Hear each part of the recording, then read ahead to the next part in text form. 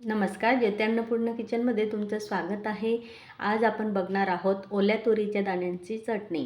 ही चटणी आपण कोरडी भाकरीसोबत खाऊ शकतो किंवा टिफिनला देखील देऊ शकतो. अशी ही चटणी बनवण्यासाठी मी ह्या तुरीच्या शेंगा ह्या शेतातून आणलेल्या आहेत.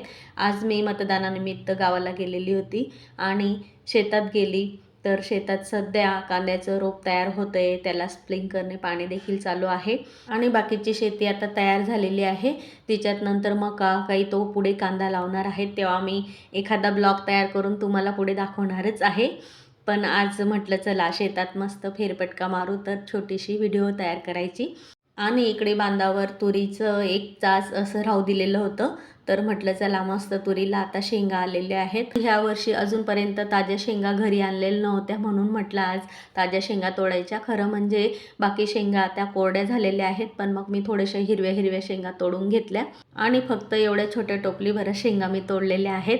तर आता ह्या शेंगा मी निवडून घेणार आहे आणि त्याच्यापासून चटणी बनवणार आहे. ह्या शेंगा आपल्याला जास्त जरी दिसल्या तरी त्याचे दाणे थोडेसेच निघतात, म्हणून मग आता मी ह्या शेंगा अशा पद्धतीने निवडून घेतल्या.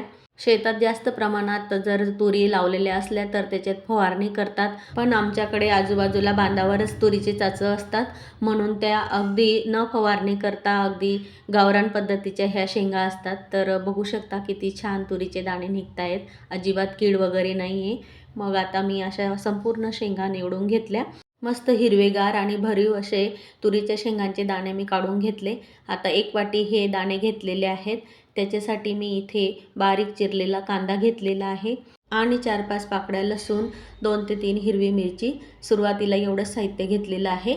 आता लगेचच गॅसवर कढई ठेवायची आणि कढईमध्ये आपण हे तुरीचे दाणे जे आहेत ते मस्त भाजून घेणार आहोत. जाड कढई घ्यायची आणि कमी गॅसवर हे दाणे चांगले 5 ते 10 मिनिट भाजून घ्यायचे.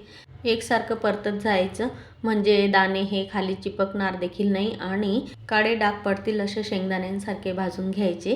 आता 5 ते 7 मिनिट मी हे तुरीचे दाणे भाजून घेतले. जसजसे दाणे भाजले जातात तसे ते दाणे फुटतात आणि असे उडतात, म्हणजे आता आपले एकसारखे तुरीचे दाणे भाजले गेलेले आहेत. आता हे तुरीचे दाणे गरम असतानाच त्याच्यात लसूणच्या पाकळ्या आणि मिरच्या देखील थोड्याशा परतून घ्यायच्या, म्हणजे चटणीला लसणाचा वास लागतो आणि अगदी चविष्ट अशी ही चटणी तयार होते. आता एकसारखं भाजून झाल्यावर लगेच आपल्याला हे तुरीचे दाणे आता कुटून घ्यायचे आहेत. त्याच्यासाठी मी लाकडी खलबत्ता वापरते. असं ह्या खलबत्त्यामध्ये हे जर तुरीचे दाणे कुटले किंवा मेथीचा ठेचा वगैरे केला तर खूपच छान चविष्ट तयार होतो. तुमच्याकडे अशी लाकडी कुटणी नसेल तर तुम्ही खलबत्त्यात किंवा मिक्सरला लावून देखील याचा असा भरडा करू शकता. मी हे तुरीचे दाणे सतत 5 मिनिट कुटत राहिली तर असा दाण्यांचा हा ठेचा झालेला आहे. जाडसरच ठेवायचा आहे हा ठेचा आपल्याला, म्हणजे पोळी किंवा भाकरीसोबत खाताना दाताखाली येतो तर खूपच छान असा चविष्ट लागतो. अशा पद्धतीने आता तुरीच्या दाण्यांचा ठेचा तयार झाल्यावर आता याला लगेच आपण फोडणी करून घेऊ. त्याच्यासाठी कढईमध्ये तेल टाकायचं. तेल थोडं जास्त प्रमाणात टाकायचं, म्हणजे साधारण मी 1 चमचा तेल घेतलं. आता तेल गरम झाल्यावर त्याच्यात टाकायची 1 चमचा मोहरी. मोहरी तडतडल्यावर लगेच आपण बारीक चिरून घेतलेला कांदा आहे, तो कांदा लालसर होईपर्यंत परतून घ्यायचा. कांदा चांगला परतून झाल्यावर त्याच्यात टाकायची 1 चमचा हळद, 1 चमचा धना पावडर. एवढेच जिन्नस आपल्याला याच्यात वापरायचे आहेत, कारण तिखटपणा येण्यासाठी आपण तुरीच्या दाण्यांसोबत लसूण आणि मिरची देखील कुटून घेतलेली आहे, म्हणून चटणी वगैरे टाकायची अजिबात गरज नाही. फक्त चवीपुरता मीठ टाकायचं आणि सर्व एकसारखं मिक्स करायचं. आता ह्या चटणीमध्ये पाणी वगैरे टाकायची अजिबात गरज नाही. चांगले परतून घ्यायचे. फक्त 5 मिनिट आपल्याला झाकण ठेवून एक वाफ घ्यायची, म्हणजे ही चटणी अशी मऊ लुसलुशीत तयार होईल. आणि आता 5 मिनिट झालेले आहेत. मस्त एक वाफ आलेली आहे आणि चटणीला तेल देखील सुटलेलं आहे.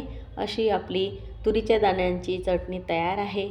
बघितल्या क्षणी खावीशी वाटणारी अशी ही चटणी 2 ते 3 दिवस देखील खराब होत नाही. फ्रीजमध्ये ठेवली तर 5 ते 6 दिवस चांगली राहते. अशी बिना पाण्याची चटणी तुम्ही प्रवासात देखील नेऊ शकता. खूपच चविष्ट लागते. अशी चटणी तुम्ही देखील नक्की बनवा आणि ह्या व्हिडिओला जास्तीत जास्त लाईक, शेअर, चॅनलला सबस्क्राईब करा. पुन्हा भेटू अशाच नवीन रेसिपीसह. धन्यवाद.